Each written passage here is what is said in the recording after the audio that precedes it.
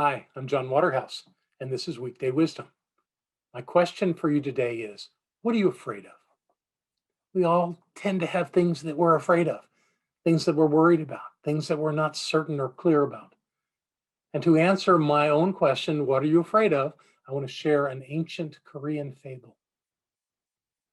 It begins once upon a time.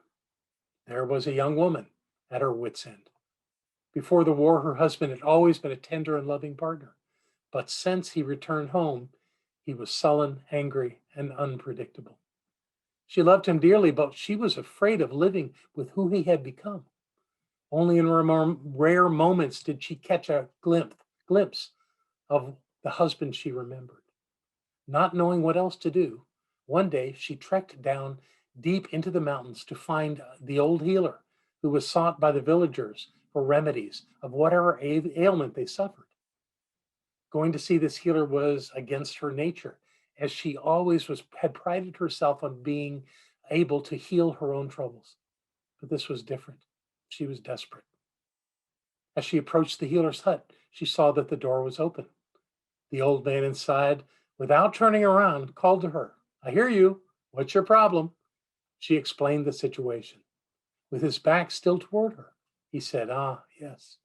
It's often that way with soldiers returning from war. What do you expect me to do about it?" "Make me a potion," she cried, "or an amulet, or a drink, or whatever it will take to get my husband back the way he used to be." The old man turned around. "Young woman, your request doesn't exactly fall into the same category as a broken bone or an ear infection." "I know," she said. He retorted, "I'll take 3 days before I can even look into this, so come back then." 3 days later, she returned to the healer's hut. The old man greeted her with a smile. "I have good news. There's a potion that will restore your husband to the way he used to be. But you should know it requires an unusual ingredient.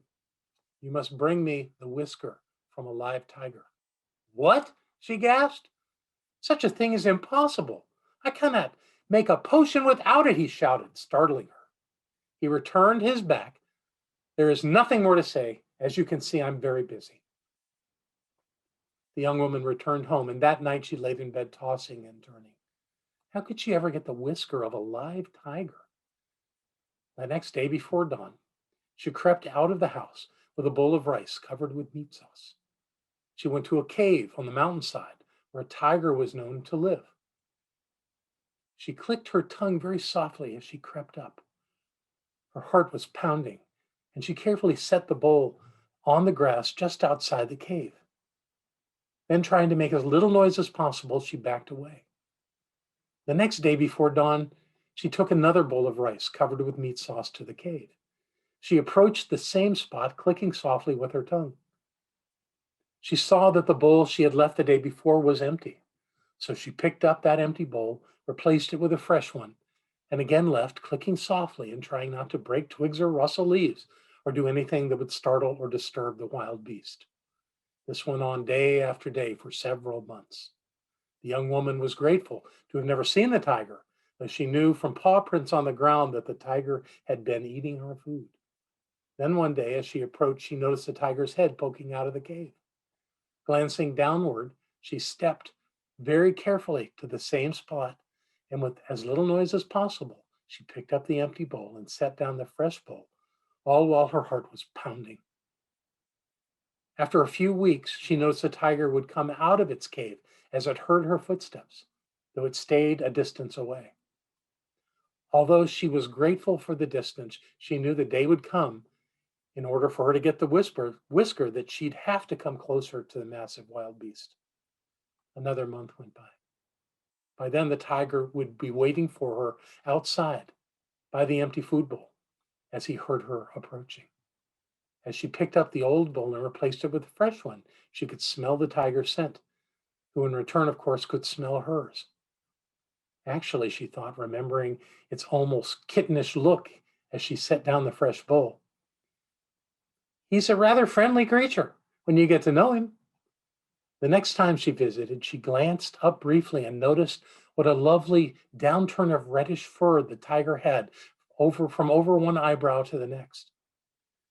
2 days later, the tiger allowed her to gently rub his head, and he purred and stretched out like a house cat. She knew the time had come. The next morning, very early, she brought with her a small knife. After setting down the fresh bowl of meat sauce and rice, the tiger allowed her to pet his head. And she said with a very low and gentle voice, "Oh, my beautiful tiger, may I please have just one of your whiskers?" With that, holding one whisker at the base, and with the other hand, in one swift motion, she sliced the tiger's whisker free.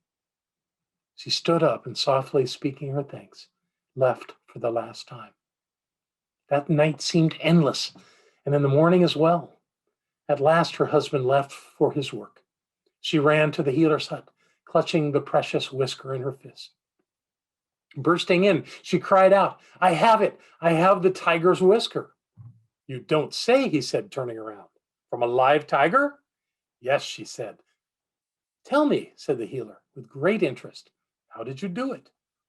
The woman shared her story, her amazing story, with the old man. She explained how, for the last 6 months, she had earned the trust of the creature, and it had finally permitted her to cut off one of its whiskers. With pride, she handed him the whisker. The healer examined it carefully, satisfying himself that it was indeed the whisker of a live tiger. Then he flicked it into the fire, where it sizzled and burned up instantly. "Dear one," the healer said softly, "you no longer need the whisker or anything else to have what you desire. Tell me, is the man to whom you are married, or any man for that matter, more vicious, more dangerous than a tiger? If a mammoth wild beast will respond to your gradual and patient care, do you think a man will respond any less willingly?" The woman was speechless. She stood up, turned around, walked out of the healer's hut and down the trail, turning over in her mind images of the tiger and of her husband, back and forth, back and forth. She knew what she had to do. Isn't that a great story? By changing the image of her husband and the image of herself, the young woman set down her fear. When she did, everything about her problem changed. Fear comes from not knowing what will happen. We're all afraid of the unknown. But when we move our attention to knowing who we are and accepting our innate abilities, fear has no grasp on us. So when you're facing a problem and feeling fearful, remember who you are, and you too will know what is yours to do. And with that, have a fantastic day.